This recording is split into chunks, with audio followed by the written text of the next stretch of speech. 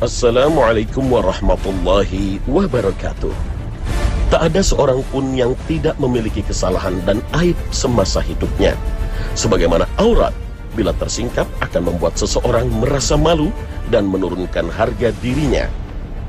Begitupun dengan aib, seseorang akan merasa terhina, sakit hati, bahkan marah bila ada orang lain yang berusaha mengorek-ngorek aib yang selama ini ditutup rapat-rapat.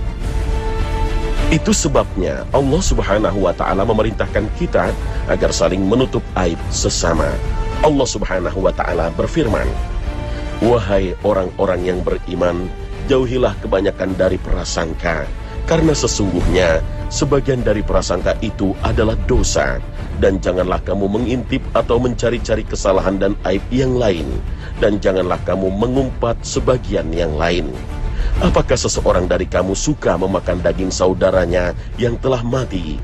Maka sudah tentu kamu jijik kepadanya. Oleh itu, jauhilah larangan-larangan yang tersebut dan bertakwalah kepada Allah. Sesungguhnya Allah Maha Penerima Taubat, lagi Maha Penyayang." Al-Quran Surah Al-Hujurat ayat 12. Dalam ayat ini Allah memperumpamakan tindakan ghibah atau membicarakan aib orang lain seperti memakan bangkai saudaranya sendiri. Aib diumpamakan seperti bangkai saudara sendiri, kotor, bau, menjijikkan, juga berpenyakit. Jangankan memakannya, menyimpannya saja kita tidak akan sudi. Kalaupun mau memakannya, tentu kita tidak akan tega. Sebab itu adalah bangkai tubuh saudara kita sendiri. Begitu Allah memberikan isyarat pada kita bahwa mukmin yang satu dengan mukmin yang lain Allah persaudarakan atas ikatan iman. Maka dari itu sungguh tak layak bila mana kita bergembira saat aib saudara kita tersiar dan didengar oleh orang lain, sedang kita tidak berusaha menutupinya. Bahkan menutupi aib adalah salah satu dari sifat Allah yang mulia. Allah mencintai bila sifat yang mulia ini pun tertanam dalam diri hamba-hambanya. Sifat menutupi aib diri sendiri maupun menutupi aib orang lain, sebagaimana sabda Rasulullah SAW. Sesungguhnya Allah Ta'ala Maha Pemalu lagi Maha Menutupi. Dia mencintai sifat malu dan menutup aib atau aurat. Maka jika seseorang di antara kalian mandi, hendaklah dia menutup auratnya. Hadis riwayat Ahmad. Ada kisah menarik dan masyhur yang dituturkan oleh Imam Ibnu Qudamah dalam kitab Tawwabin atau orang-orang yang bertaubat.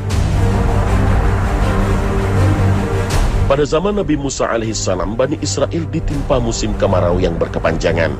Mereka pun berkumpul mendatangi Nabi mereka seraya berkata, "Wahai Musa, berdoalah kepada Rabb-Mu agar dia menurunkan hujan kepada kami." Maka berangkatlah Nabi Musa alaihissalam bersama kaumnya menuju padang pasir yang luas bersama lebih dari 70.000 orang. Mulailah mereka berdoa dengan kondisi yang lusuh penuh debu, haus dan lapar. Musa berdoa, "Wahai Tuhan kami, turunkanlah hujan kepada kami. Tebarkanlah rahmat-Mu, kasihilah anak-anak dan orang-orang yang mengandung, hewan-hewan dan orang-orang tua yang rukuk dan sujud." Selesai berdoa, tak ada tanda-tanda akan hujan. Langit tetap saja terang benderang, matahari pun bersinar makin kemilau. Kemudian Musa berdoa lagi, "Wahai Tuhanku, berilah kami hujan." Allah pun berfirman kepada Musa, "Bagaimana aku akan menurunkan hujan kepada kalian, sedangkan di antara kalian ada seorang hamba yang bermaksiat sejak 40 tahun yang lalu. Keluarkanlah ia di depan manusia, agar dia berdiri di depan kalian semua, karena dialah aku tidak menurunkan hujan untuk kalian." Maka Musa pun berteriak di tengah-tengah kaumnya, "Wahai hamba yang bermaksiat kepada Allah sejak 40 tahun, keluarlah ke hadapan kami, karena engkaulah hujan tak kunjung turun." Seorang laki-laki melirik ke kanan dan kiri, maka tak seorang pun yang keluar di depan manusia. Saat itu pula ia sadar kalau dirinya lah yang dimaksud. Ia berkata dalam hatinya, "Kalau aku keluar ke depan manusia, maka akan terbuka rahasiaku. Kalau aku tidak berterus terang, maka hujan pun tidak akan turun."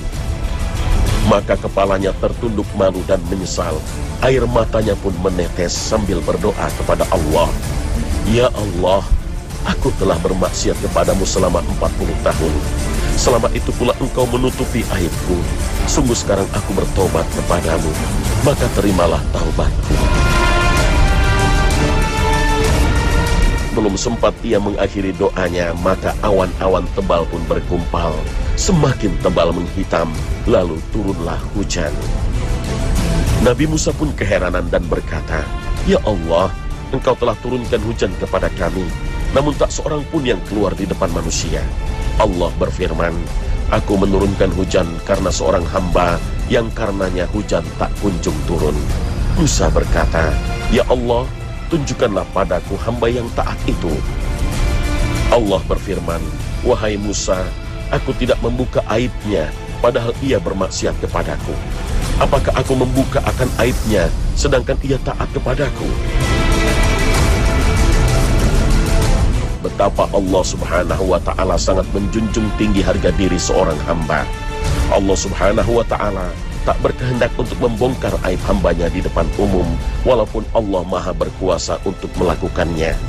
Bahkan saat sang hamba tengah bermaksiat sekalipun, Allah tetap menutup aibnya, sehingga tak ada seorang pun yang tahu selain Dia dan Allah saja. Oleh sebab itu, sangat tidak pantas bila kita sebagai hambanya justru gemar membongkar aib sesama, lantas menyebarkannya, apalagi menjadikannya bahan lelucon dan hinaan. Terhadap perilaku seperti ini, Rasulullah SAW berpesan, Wahai orang yang beriman dengan lisannya tetapi tidak beriman dengan hatinya, janganlah kamu mengumpat kaum muslimin dan janganlah mengintip aib mereka. Maka barang siapa yang mengintip aib saudaranya, niscaya Allah akan mengintip aibnya, dan siapa yang diintip Allah akan aibnya, maka Allah akan membuka aibnya meskipun dirahasiakan di lubang kendaraannya. Hadis riwayat At-Tirmizi. Sebaliknya, Rasulullah SAW memberikan kabar gembira bagi orang-orang yang menutup aib saudara mereka dalam sabdanya, dan barang siapa yang menutup aib seorang muslim, niscaya Allah menutup aibnya di dunia dan akhirat. Hadis riwayat Muslim. Lihatlah betapa Allah subhanahu wa ta'ala maha menutup aib dengan memberi imbalan bagi orang yang menutup aib saudaranya dengan cara menutup aibnya kelak di akhirat. Lalu bagaimana cara Allah menutup aib hambanya di akhirat nanti? Allah akan menutup aib orang mukmin di akhirat saat orang itu mendapat giliran dalam sidang akbar di seluruh makhluk di padang mahsyar. Saat itu Allah turunkan tirai penghalang dan Allah menutup proses persidangan amal itu sehingga tak satupun orang yang mengetahui, tidak juga mendengar isi persidangan Allah dengan hamba mukmin tersebut. Seseorang bertanya kepada Abdullah bin Umar radhiyallahu anhu lalu berkata, Wahai ayah Abdurrahman, pernahkah engkau mendengar Rasulullah SAW berbicara tentang bisik-bisik yang terjadi di hari kiamat? Abdullah bin Umar radhiyallahu anhu menjawab, Aku mendengar Rasulullah SAW berkata, Sesungguhnya Allah mendekatkan seorang hamba mukmin pada hari kiamat. Lalu Allah mendatangkan penutup, lalu menutupi hamba mukmin tersebut dari pandangan manusia. Kemudian Allah berfirman kepada hamba mukmin tersebut, Apakah kamu mengenal dosamu yang ini? Apakah kamu mengenal dosamu yang ini? Maka mukmin tersebut berkata, Ya, wahai Rabbku. Hingga ketika Allah telah membuat dia mengakui semua dosanya dan dia memandang bahwa dirinya akan celaka, Allah berfirman, Aku telah menutupi semua dosamu itu di dunia dan aku mengampuninya untukmu pada hari ini. Maka orang itu diberikan kitab catatan kebaikannya. Adapun orang kafir dan orang-orang munafik, maka para saksi berkata, mereka itulah orang-orang yang mendustakan Rabb mereka. Maka laknat Allah atas orang-orang yang zalim. Al-Quran Surah Hud ayat 18. Hadis riwayat Al-Bukhari. Tak hanya mengumbar aib sesama, Allah subhanahu wa ta'ala tidak suka bahkan sangat murka terhadap orang yang sedang mengumbar aib sendiri berupa perbuatan dosa yang pernah ia lakukan. Orang melakukan dosa malah menceritakan pada orang lain, padahal saat dia melakukan maksiat Allah telah menutupi aibnya dari orang lain agar terjaga diri dan kehormatannya. Rasulullah SAW memperingatkan pada orang yang mengumbar aib kemaksiatan dirinya kepada orang lain bahwa ia tak akan diberi ampunan oleh Allah Subhanahu wa Ta'ala. Na'udzubillah. Setiap umatku dimaafkan kecuali orang yang terang-terangan melakukan maksiat, dan termasuk terang-terangan adalah seseorang yang melakukan perbuatan maksiat di malam hari, kemudian di paginya ia berkata, "Wahai fulan, kemarin aku telah melakukan ini dan itu," padahal Allah telah menutupnya, dan di pagi harinya ia membuka tutupan Allah atas dirinya. Hadis riwayat Bukhari, Muslim. Menutup aib merupakan sifat Allah yang mulia, dan sepantasnya kita mengamalkan sifat mulia ini. Keburukan dan kejahatan apapun yang kita lakukan, pasti Allah menutupinya dari orang lain. Tentu karena menjaga kehormatan manusia. Karena menutup aib memang menjadi sifat Allah yang mulia. Maka jika kita melakukan kesalahan atau dosa tanpa diketahui orang lain, bukan berarti karena kepandaian kita menutupi aib kita sendiri, tapi karena Allah Subhanahu wa Ta'ala Maha menutup aib.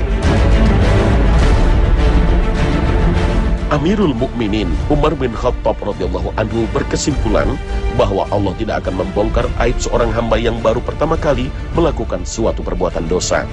Allah akan menutupinya dari pengetahuan orang lain dengan harapan sang hamba segera menyadari kesalahan dan dosanya tanpa perlu menanggung malu jika aibnya terbongkar. Atas dasar ini pula lah mengapa Umar radhiyallahu anhu tidak percaya dengan perkataan seorang pencuri yang tertangkap basah tengah melakukan pencurian. Kala itu sang pencuri ditanya oleh Amirul Mukminin Umar radhiyallahu anhu, "Sudah berapa kalikah engkau mencuri?" Sang pencuri menjawab bahwa ini adalah kali pertamanya dia berusaha mencuri, dan sialnya langsung tertangkap. Mendengar jawaban pencuri itu, Umar lantas menyangkahnya. Ia menganggap pencuri itu berdusta. Ini pasti bukanlah kali pertama dia mencuri, sebab Umar yakin bahwa Allah tidak akan langsung membongkar aib seorang hamba saat pertama kali ia bermaksiat kepadanya. Dan akhirnya sang pencuri itu pun mengaku dengan jujur tindakan pencurian tersebut bukanlah yang pertama kali ia lakukan, melainkan tindak pencurian yang ke-20 kalinya. Subhanallah. Suami atau istri yang hanya suka mencari-cari kekurangan dan kesalahan pasangannya, bahkan menyebarluaskannya kepada orang lain, berarti telah merusak rumah tangganya sendiri. Suami istri yang sudah mengetahui aib pasangannya, sepatutnya menyimpan aib pasangannya sebagaimana menyimpan aib dirinya sendiri. Istri ibarat pakaian bagi suaminya, begitu pula sebaliknya. Pakaian berfungsi utama untuk menutupi aurat. Begitu pula seharusnya hubungan yang terjalin antara suami istri seharusnya juga dibangun atas semangat untuk menutupi aib pasangannya, bukan malah sebaliknya, mengumbar aib pasangannya kepada rekan curhatnya dengan dalih mencari solusi. Allah Subhanahu wa Ta'ala berfirman, "Mereka adalah pakaian bagimu, dan kamu pun adalah pakaian bagi mereka." Al-Quran Surah Al-Baqarah ayat 187. Pakaian merupakan identitas diri. Apa yang kita pakai menggambarkan diri kita. Suami istri merupakan satu paket, sehingga pada saat suami istri keluar rumah, berarti masing-masing membawa dua identitas sekaligus. Masing-masing seharusnya saling menjaga diri, karena suami merupakan identitas bagi istri. Demikian pula sebaliknya.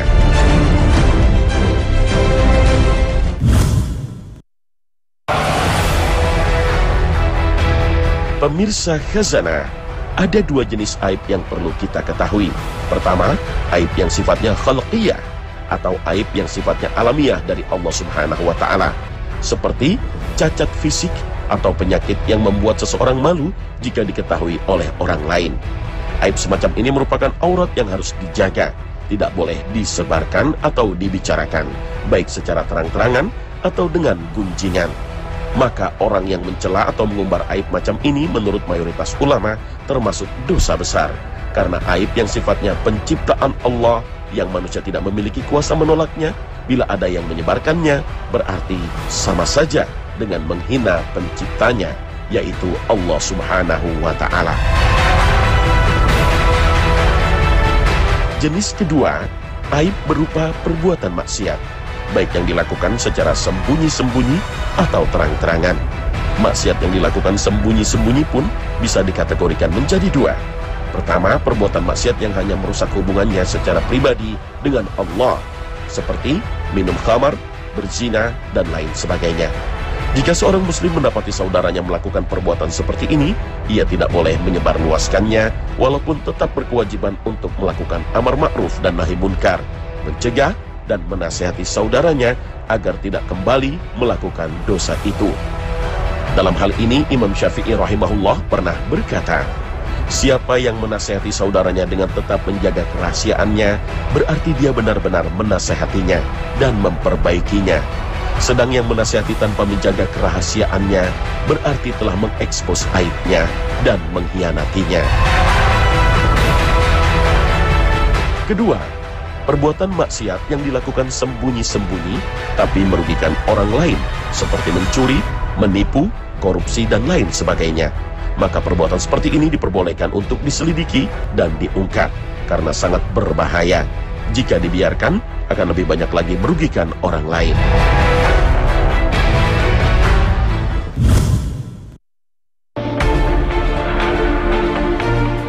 Pemirsa Khazanah, tatkala Allah mengisahkan dalam Al-Quran tentang Nabi Yusuf alaihissalam yang digoda oleh seorang wanita, Allah mengisahkannya tanpa menyebut identitas wanita yang menggoda.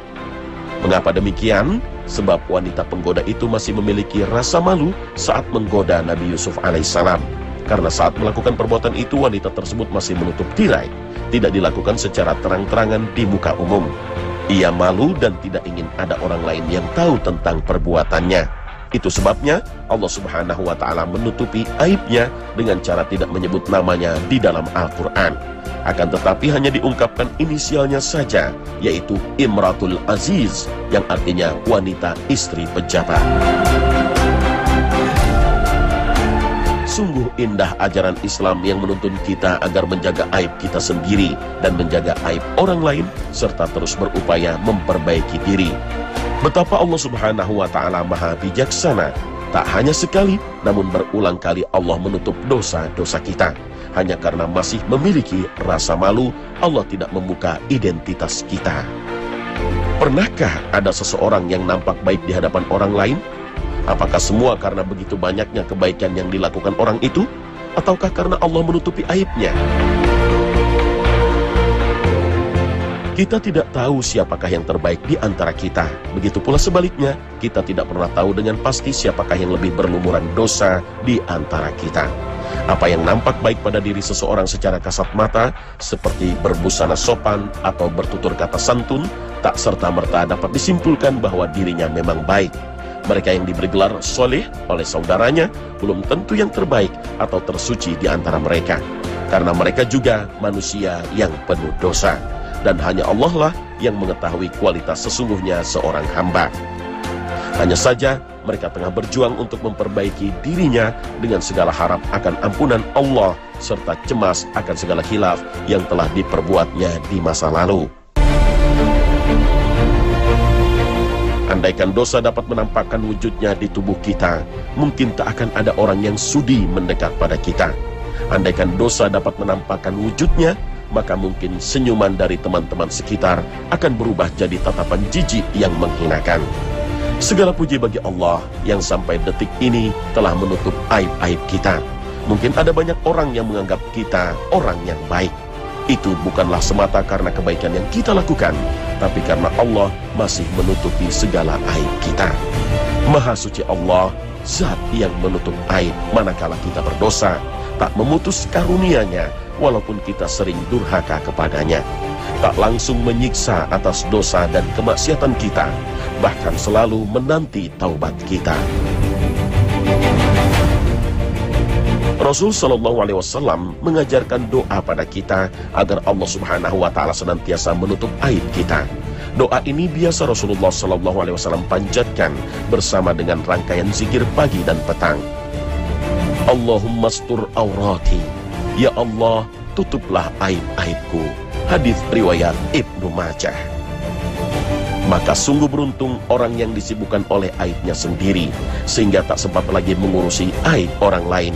Dia sibuk memperbaiki dirinya menjadi hamba Allah yang lebih baik, seraya bersyukur kepada Allah karena telah menutupi aibnya. Begitulah Rasulullah SAW menyampaikan dalam sabdanya, berbahagialah orang yang disibukkan dengan aibnya sendiri, sehingga ia tidak sempat memperhatikan aib orang lain. Hadis riwayat Al-Bazzar.